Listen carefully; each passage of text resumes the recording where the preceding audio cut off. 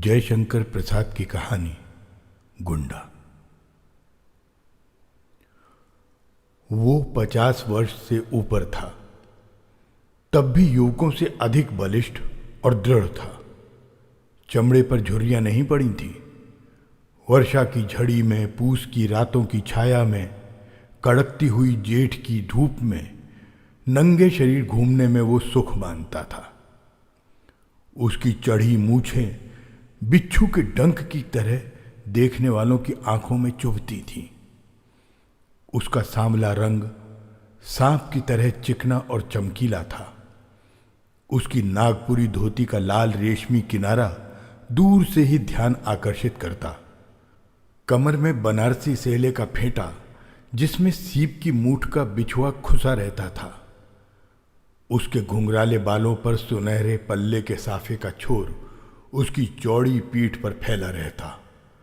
ऊंचे कंधे पर टिका हुआ चौड़ी धार का गंडासा, ये थी उसकी धज। पंजों के बल जब वो चलता तो उसकी नसें चटाचट बोलती थीं। वो काशी का गुंडा था। ईसा की 18वीं शताब्दी के अंतिम भाग में काशी वो नहीं रह गई थी जिसमें उपनिषद के अजात शत्रु की परिषद में ब्रह्म विद्या सीखने के लिए विद्वान ब्रह्मचारी आते थे। गौतम बुद्ध और शंकराचार्य के धर्म दर्शन के वाद विवाद कई शताब्दियों से लगातार मंदिरों और मठों के ध्वंस और तपस्वियों के वध के कारण प्राय बंद से हो गए थे। यहाँ तक कि पवित्रता और छुआछूत में कट्टर वैष्णव धर्म भी उस विशृंखलता में नवागंतुक धर्मोन्माद में अपनी असफलता देखकर काशी में अघोर रूप धारण कर रहा था। उसी समय समस्त न्याय और बुद्धिवाद को शस्त्र बल के सामने झुकते देखकर काशी के विच्छिन्न और निराश नागरिक जीवन ने एक नवीन संप्रदाय की सृष्टि की। वीरता जिसका धर्म था, अपनी बात पर मिटना, सिंहवृत्ति से जीविका ग्रहण करना, प्राण भिक्षा मांगने वाले कायरों और चोट खाकर गिरे हुए प्रतिद्वंद्वी पर शस्त्र न उठाना, सताए निर्बलों को सहायता देना और प्रत्येक क्षण प्राणों को हथेली पर लिए घूमना उनका बाना था। उन्हें लोग काशी में गुंडा कहते थे। जीवन की किसी अलभ्य अभिलाषा से वंचित होकर जैसे प्राय लोग विरक्त हो जाते हैं, ठीक उसी तरह किसी मानसिक चोट से घायल होकर एक प्रतिष्ठित जमींदार का पुत्र होने पर भी ननकू सिंह गुंडा हो गया था। दोनों हाथों से उसने अपनी संपत्ति लुटाई। ननकू सिंह ने बहुत सा रुपया खर्च करके जैसा स्वांग खेला था, उसे काशी वाले बहुत दिनों तक नहीं भूल सके। वसंत ऋतु में ये प्रहसनपूर्ण अभिनय खेलने के लिए उन दिनों प्रचुर धन, बल, निर्भीकता और उच्छृंखलता की आवश्यकता होती थी। एक बार ननकू सिंह ने भी एक पैर में नूपुर, एक हाथ में तोड़ा, एक आंख में काजल, एक कान में हजारों के मोती और दूसरे कान में फटे हुए जूते का तल्ला लटकाकर एक जड़ाऊ मूठ की तलवार, दूसरा हाथ आभूषणों से लदी हुई अभिनय करने वाली प्रेमिका के कंधे पर रखकर गाया था, कहीं बैगन वाली मिले तो बुला देना। प्राय बनारस के बाहर की हरियालियों में, अच्छे पानी वाले कुओं पर, गंगा की धारा में मचलती हुई डोंगी पर वो दिखलाई पड़ता था। कभी कभी जुआखाने से निकलकर जब वो चौक में आ जाता तो काशी की रंगीली वेश्याएं मुस्कराकर उसका स्वागत करती और उसके दृढ़ शरीर को ईर्ष्या से देखती। वो तमोली की ही दुकान पर बैठकर उनके गीत सुनता, ऊपर कभी नहीं जाता था। जुए की जीत का रुपया मुट्ठियों में भर भर कर उनकी खिड़की में वो इस तरह उछालता कि कभी कभी समाजी लोग अपना सिर सहलाने लगते। तभी वो ठठाकर हंस देता। जब कभी लोग कोठे के ऊपर चलने के लिए कहते तो वो उदासी की सांस खींचकर चुप हो जाता। वो अभी वंशी के जुआखाने से निकला था। आज उसकी कौड़ी ने साथ न दिया। 16 परियों के नृत्य में उसका मन नहीं लगा। मन्नू तमोली की दुकान पर बैठते हुए उसने कहा, आज शायद अच्छी नहीं रही मन्नू। क्यों मालिक, चिंता किस बात की है? हम लोग किस दिन के लिए हैं? सब आप ही का तो है। अरे बुद्धू ही रहे तुम। ननकू सिंह जिस दिन किसी से लेकर जुआ खेलने लगे उसी दिन समझना वो मर गए। तुम जानते नहीं मैं जुआ खेलने कब जाता हूं? जब मेरे पास एक पैसा नहीं रहता, उसी दिन नाल पर पहुंचते ही जिधर बड़ी ढेरी रहती है उसी को बदता हूं, और फिर वही दाव आता भी है। बाबा कीना राम का ये वरदान है। तब आज क्यों मालिक? पहला दाव तो आया ही, फिर 2-4 हाथ बदने पर सब निकल गया। तब भी लो, ये 5 रुपए बचे हैं। 1 रुपया तो पान के लिए रख लो और 4 दे दो मलू की कथक को। कह दो कि दुलारी से गाने के लिए कह दे। हाँ, वही एक गीत, बलम विदेश रहे। ननकू सिंह की बात सुनते ही मलू की, जो अभी गांजे की चिलम पर रखने के लिए अंगारा चूर रहा था, घबरा कर उठ खड़ा हुआ। वो सीढ़ियों पर दौड़ता हुआ चढ़ गया। चिलम को देखता ही ऊपर चढ़ा, इसलिए उसे चोट भी लगी। पर ननकू सिंह की भ्रुकुटी देखने की शक्ति उसमें कहाँ? उसे ननकू सिंह की वो मूर्ति न भूली थी जब इसी पान की दुकान पर जुए खाने से जीता हुआ रुपए का भरा तोड़ा लिए वो बैठा था। दूर से बोधी सिंह की बारात का बाजा बजता हुआ आ रहा था। ननकू ने पूछा, ये किसकी बारात है? ठाकुर बोधी सिंह के लड़के की। मन्नू के इतना कहते ही ननकू के ओठ फड़कने लगे। उसने कहा, मन्नू, ये नहीं हो सकता। आज इधर से बारात न जाएगी। बोधी सिंह हमसे निपट कर तब बारात इधर से ले जा सकेंगे। मन्नू ने कहा, तब मालिक मैं क्या करूं? ननकू गंडासा कंधे पर से और ऊंचा करके मलुकी से बोला, मलुकिया देखता है? अभी जा ठाकुर से कह दे कि बाबू ननकू सिंह आज यहीं लगाने के लिए खड़े हैं। समझ कर आवें, लड़के की बारात है।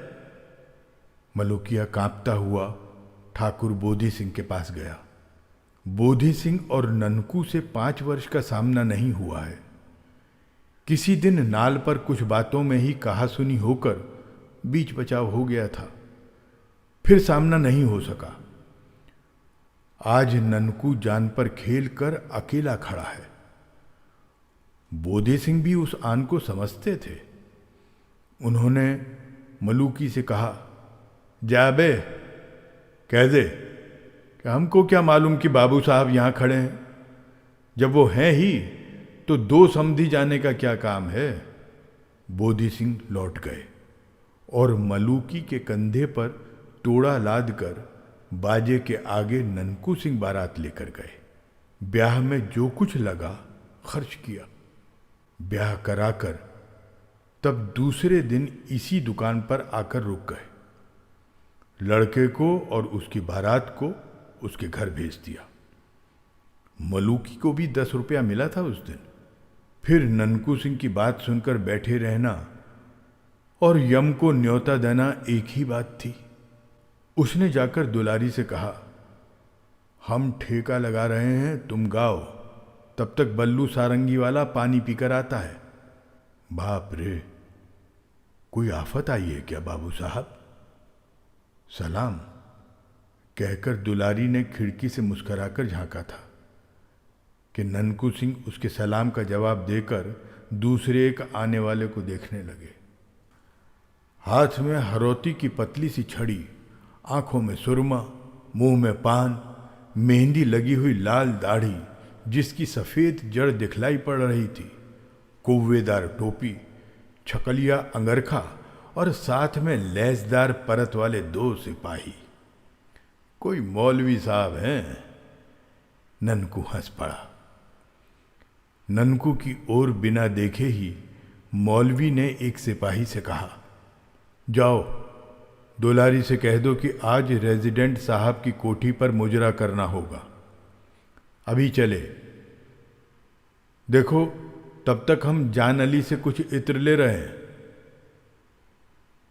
सिपाही ऊपर चढ़ रहा था और मौलवी दूसरी ओर चले थे कि ननकू ने ललकार कर कहा, दुलारी हम कब तक यहां बैठे रहे? क्या अभी सरंगिया नहीं आया? दुलारी ने कहा, वाह बाबू साहब, आप ही के लिए तो यहां आ बैठी हूं, सुनिए ना, आप तो कभी ऊपर। मौलवी जल उठा। उसने कड़क कर कहा, चौबदार, अभी वो सुअर की बच्ची उतरी नहीं। जाओ कोतवाल के पास मेरा नाम लेकर कहो कि मौलवी अलाउद्दीन कुबरा ने बुलाया है, आकर उसकी मरम्मत करे।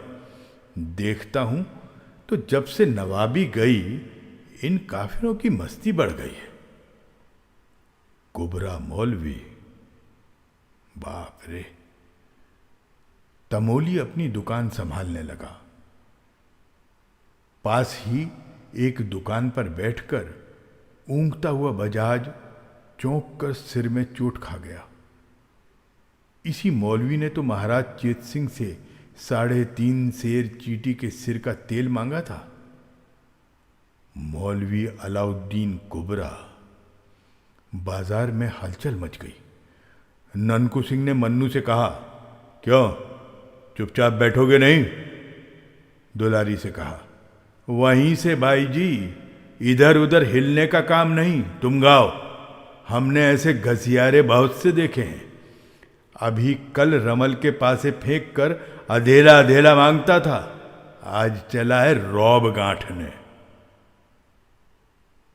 अब कुबरा ने घूमकर उसकी ओर देखकर कहा, कौन है ये पाजी?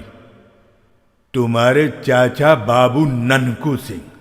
इसके साथ ही पूरा बनारसी झापड़ पड़ा। कुबरा का सिर घूम गया। लैस के परतल्ले वाले सिपाही दूसरी ओर भाग चले और मौलवी साहब चौंधिया कर जान अली की दुकान पर लड़खड़ाते गिरते पड़ते किसी तरह पहुंच गए।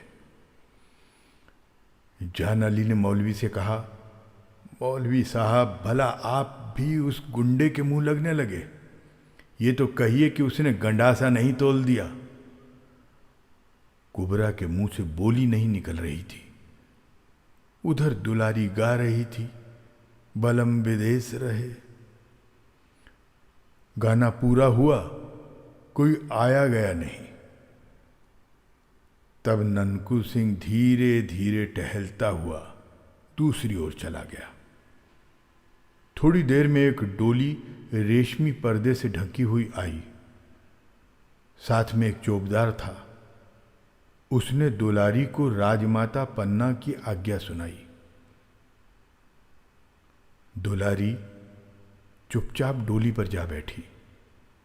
डोली धूल और संध्याकाल के धुएं से भरी हुई बनारस की तंग गलियों से होकर शिवालय घाट की ओर चली। श्रावण का अंतिम सोमवार था। राजमाता पन्ना शिवालय में बैठकर पूजन कर रही थी। दुलारी बाहर बैठी कुछ अन्य गाने वालियों के साथ भजन गा रही थी। आरती हो जाने पर फूलों की अंजलि बिखेर कर पन्ना ने भक्तिभाव से देवता के चरणों में प्रणाम किया। फिर प्रसाद लेकर बाहर आते ही उन्होंने दुलारी को देखा। उसने खड़ी होकर हाथ जोड़ते हुए कहा, मैं पहले ही पहुंच जाती, क्या करूं?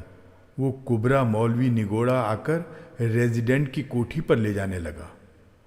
घंटों इसी झंझट में बीत गया सरकार। कुबरा मौलवी? जहां सुनती हूं उसी का नाम। सुना है कि उसने यहां भी आकर कुछ।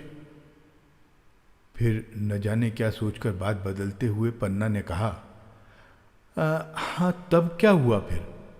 तुम कैसे यहां आ सकी? बाबू ननकू सिंह उधर से आ गए। मैंने कहा, सरकार की पूजा पर मुझे भजन गाने को जाना है और ये जाने नहीं दे रहा है। उन्होंने मौलवी को ऐसा झापड़ लगाया कि उसकी हेकड़ी भूल गई और तब जाकर मुझे किसी तरह यहां आने की छुट्टी मिली। कौन बाबू ननकू सिंह? दुलारी ने सिर नीचा करके कहा, अरे क्या सरकार को नहीं मालूम? बाबू निरंजन सिंह के लड़के। उस दिन जब मैं बहुत छोटी थी, आपकी बारी में झूला झूल रही थी, जब नवाब का हाथी बिगड़कर आ गया था, बाबू निरंजन सिंह के कुंवर ने ही तो उस दिन हम लोगों की रक्षा की थी। राजमाता का मुख उस प्राचीन घटना को स्मरण करके न जाने क्यों विवर्ण हो गया। फिर अपने को संभाल कर उन्होंने पूछा, तो बाबू ननकू सिंह उधर कैसे आ गए? दुलारी ने मुस्कराकर सिर नीचा कर लिया। दुलारी राजमाता पन्ना के पिता की जमींदारी में रहने वाली वेश्या की लड़की थी। उसके साथ कितनी बार झूले हिंडोले अपने बचपन में पन्ना झूल चुकी थी।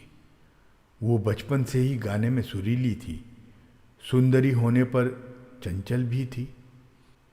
पन्ना जब काशी की राजमाता थी, तब दुलारी काशी की प्रसिद्ध गाने वाली थी।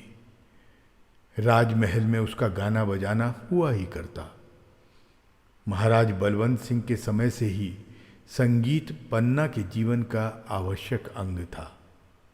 हाँ, अब प्रेम दुख और दर्द भरी विरह कल्पना के गीत की ओर अधिक रुचि न थी। अब सात्विक भावपूर्ण भजन होता था। राजमाता पन्ना का वैधव्य से दीप्त शांत मुखमंडल कुछ मलिन हो गया। बड़ी रानी की सौतन होने की ज्वाला बलवंत सिंह के मर जाने पर भी नहीं बुझी। अंतःपुर कलह का रंगमंच बना रहता। इसी से प्रायः पन्ना काशी के राज मंदिर में आकर पूजा पाठ में अपना मन लगाती। रामनगर में उसको चैन नहीं मिलता।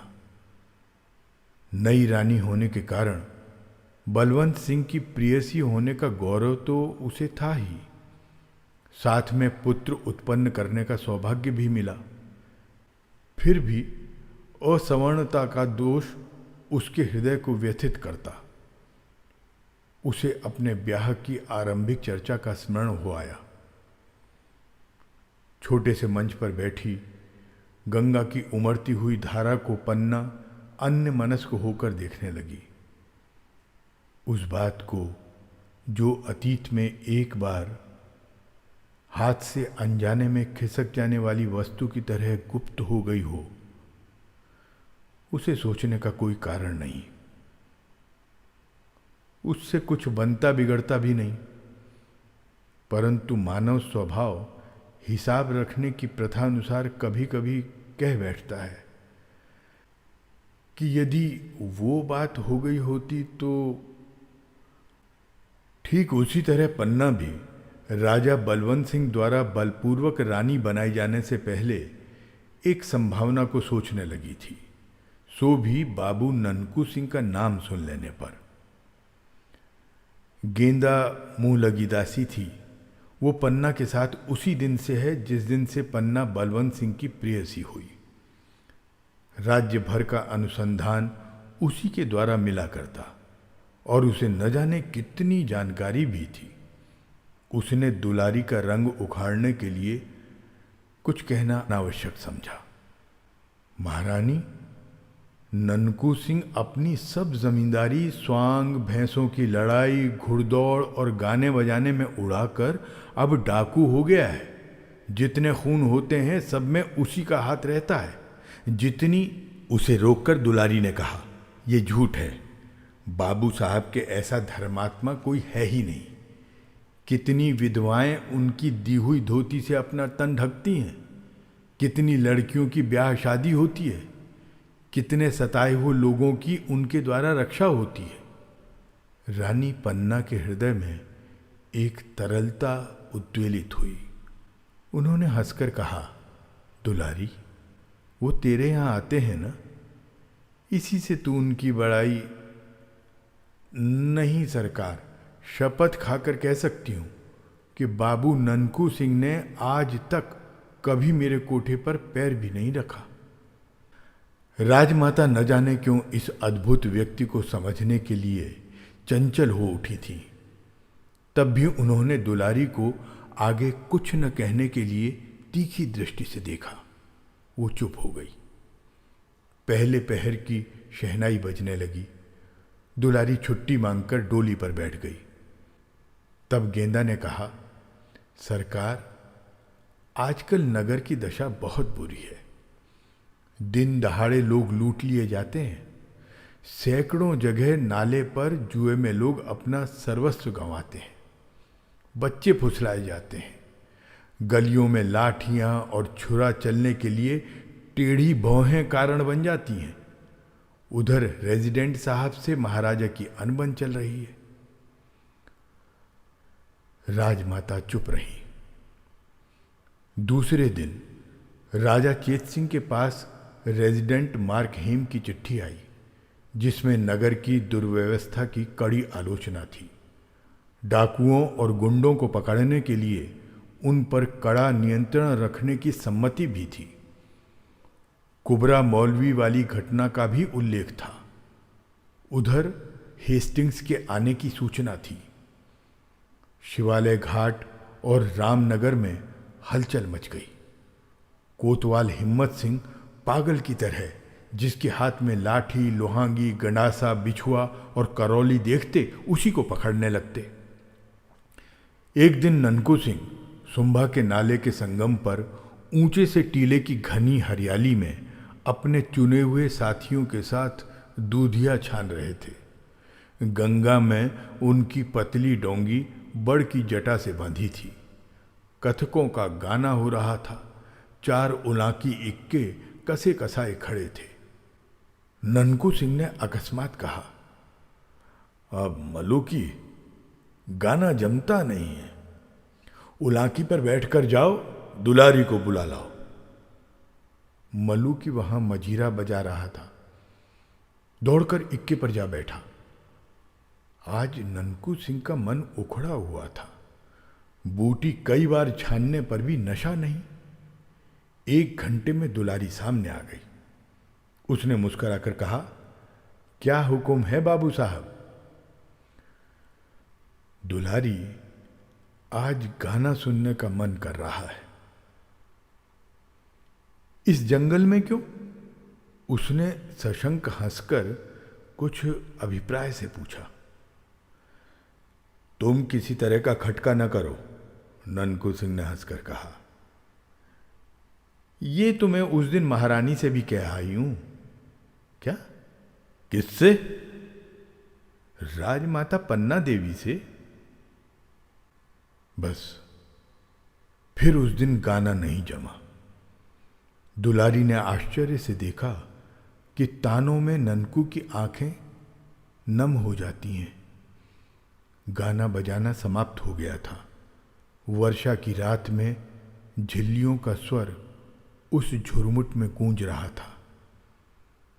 मंदिर के समीप ही छोटे से कमरे में ननकू सिंह चिंता में निमग्न बैठा था। आंखों में नींद नहीं। और सब लोग तो सोने लगे थे। दुलारी जाग रही थी।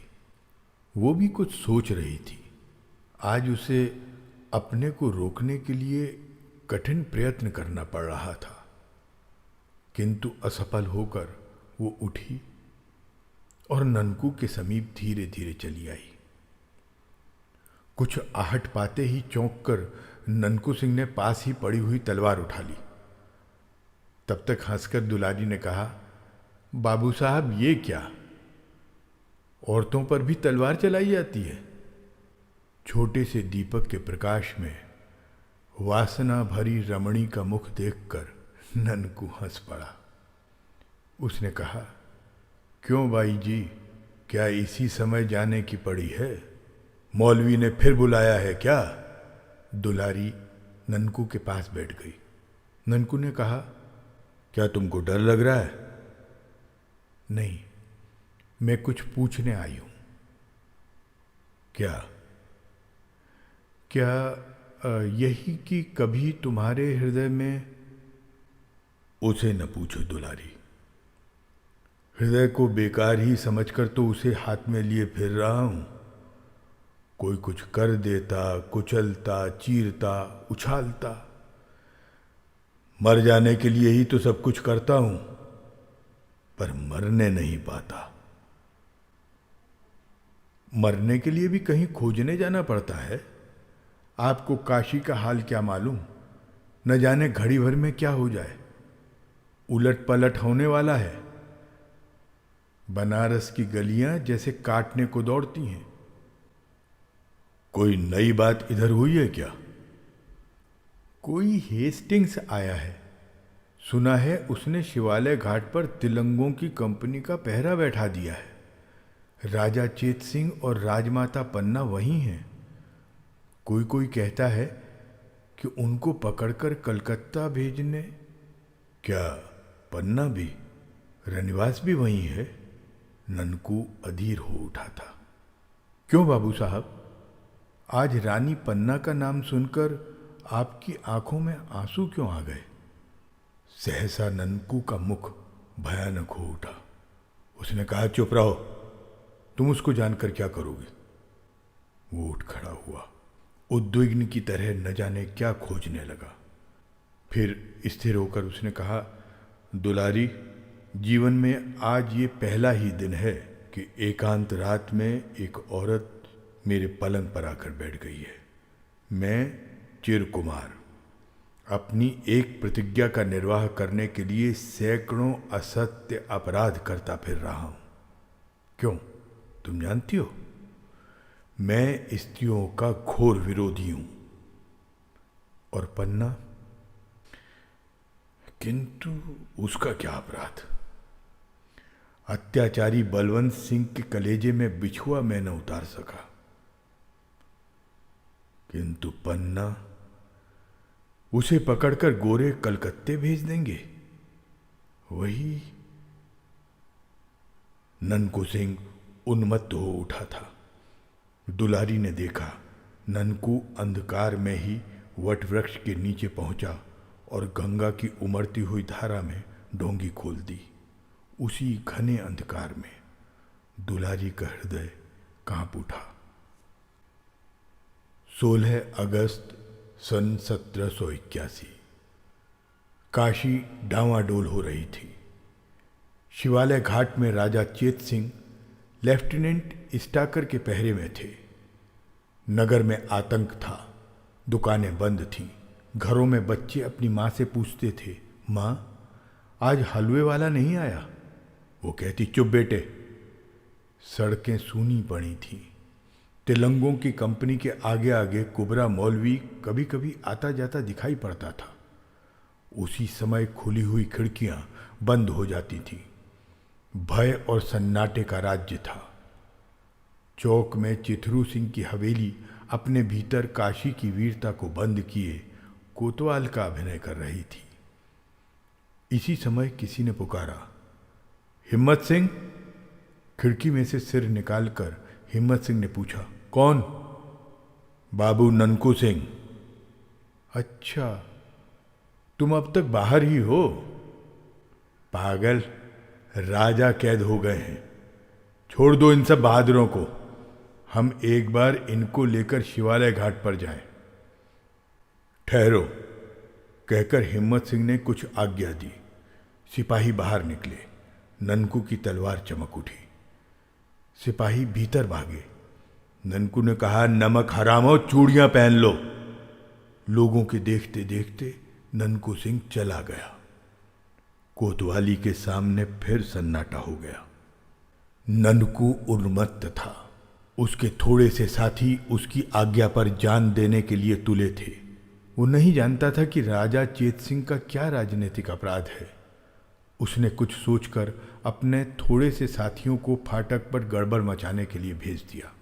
इधर अपनी डोंगी लेकर शिवालय की खिड़की के नीचे धारा काटता हुआ पहुंचा। किसी तरह निकले हुए पत्थर में रस्सी अटकाकर उस चंचल डोंगी को उसने स्थिर किया और बंदर की तरह उछलकर खिड़की के भीतर हो रहा। उस समय वहाँ राजमाता पन्ना और राजा चेत सिंह से बाबू मनिहार सिंह कह रहे थे, आपके यहाँ रहने से हम लोग क्या करें, ये समझ में नहीं आता। पूजा पाठ समाप्त करके आप रामनगर चली गई होती तो ये। तेजस्विनी पन्ना ने कहा, अब मैं रामनगर कैसे चली जाऊं? मनिहार सिंह दुखी होकर बोले, कैसे बताऊं, मेरे सिपाही तो बंदी हैं। इतने में फाटक पर कोलाहल मचा। राज परिवार अपनी मंत्रणा में डूबा था कि ननकू सिंह का आना उन्हें मालूम हुआ। सामने का द्वार बंद था। ननकू सिंह ने एक बार गंगा की धारा को देखा। उसमें एक नाव घाट पर लगने के लिए लहरों से लड़ रही थी। वो प्रसन्न हो उठा। इसी की प्रतीक्षा में वो रुका था। उसने जैसे सबको सचेत करते हुए कहा, महारानी कहाँ है? सबने घूम कर देखा। एक अपरिचित वीर मूर्ति, शस्त्रों से लदा हुआ पूरा देव। चेत सिंह ने पूछा, तुम कौन हो? राज परिवार का एक बिना दाम का सेवक। पन्ना के मुंह से हल्की सी एक सांस निकल कर रह गई। उसने पहचान लिया। इतने वर्षों बाद वही ननकू सिंह। मनिहार सिंह ने पूछा, तुम क्या कर सकते हो? मैं मर सकता हूं। पहले महारानी को डोंगी पर बिठाइए। नीचे दूसरी डोंगी पर अच्छे मल्लाह हैं, फिर बात कीजिए। मनिहार सिंह ने देखा, जनानी ड्योढ़ी का दरोगा राज की एक डोंगी पर 4 मल्लाहों के साथ खिड़की से नाव सटाकर प्रतीक्षा में है। उन्होंने पन्ना से कहा, चलिए मैं साथ चलता हूं। और चेत सिंह को देखकर पुत्र वत्सला ने संकेत से एक प्रश्न किया। उसका उत्तर किसी के पास नहीं था। मनिहार सिंह ने कहा, तब मैं यहीं। ननकू ने हंसकर कहा, मेरे मालिक आप नाव पर बैठें। जब तक राजा भी नाव पर न बैठ जाएंगे तब तक 17 गोली खाकर भी ननकू सिंह जीवित रहने की प्रतिज्ञा करता है। पन्ना ने ननकू को देखा। एक क्षण के लिए चारों आंखें मिली, जिनमें जन्म जन्म का विश्वास ज्योति की तरह जल रहा था। फाटक बलपूर्वक खोला जा रहा था। ननकू सिंह ने उन्मत्त होकर कहा, मालिक जल्दी कीजिए। दूसरे क्षण पन्ना डोंगी पर थी और ननकू सिंह फाटक पर स्टाकर के साथ। चेतराम ने आकर एक चिट्ठी मनिहार सिंह को हाथ में दी। लेफ्टिनेंट ने कहा, आपके आदमी गड़बड़ मचा रहे हैं। अब मैं अपने सिपाहियों को गोली चलाने से नहीं रोक सकता। मेरे सिपाही यहाँ कहाँ हैं साहब? मनिहार सिंह ने हंसकर कहा। बाहर कोलाहल बढ़ने लगा। चेतराम ने कहा, पहले चेत सिंह को कैद कीजिए। कौन ऐसी हिम्मत करता है? कड़क कर कहते हुए बाबू मनिहार सिंह ने तलवार खींच ली। अभी बात पूरी न हो सकी थी कि कुबरा मौलवी वहां पहुंचा। यहां मौलवी साहब की कलम नहीं चल सकती थी, न ये ही बाहर जा सकते थे। उन्होंने कहा, देखते क्या हो चेतराम? चेतराम ने राजा के ऊपर हाथ रखा ही था कि ननकू के सधे हुए हाथ ने उसकी भुजा उड़ा दी। स्टाकर आगे बढ़े। मौलवी साहब चिल्लाने लगे। ननकू सिंह ने देखते देखते स्टाकर और उसके कई साथियों को धराशाही किया। फिर मौलवी साहब कैसे बचते? ननकू सिंह ने कहा, क्यों उस दिन के झापड़ ने तुमको समझाया नहीं? पाजी, ये कहकर ऐसा साफ जनेवा मारा कि कुबरा ढेर हो गया। कुछ ही क्षणों में यह भीषण घटना घट गई, जिसके लिए अभी कोई प्रस्तुत नहीं था। ननकू सिंह ने ललकार कर चेत सिंह से कहा, आप क्या देखते हैं? उतरिए डोंगी पर। उसके घावों से रक्त के फव्वारे छूट रहे थे। उधर फाटक से तिलंगे भीतर आने लगे थे। चेत सिंह ने खिड़की से उतरते हुए देखा कि 20 तिलंगों की संगीनों में वो अविचल खड़ा होकर तलवार चला रहा है। ननकू के चट्टान सदृश शरीर से गैरिक की तरह रक्त की धारा बह रही है। गुंडे का एक एक अंग कटकर वहीं गिरने लगा। वो काशी का गुंडा था। वो काशी का गुंडा था।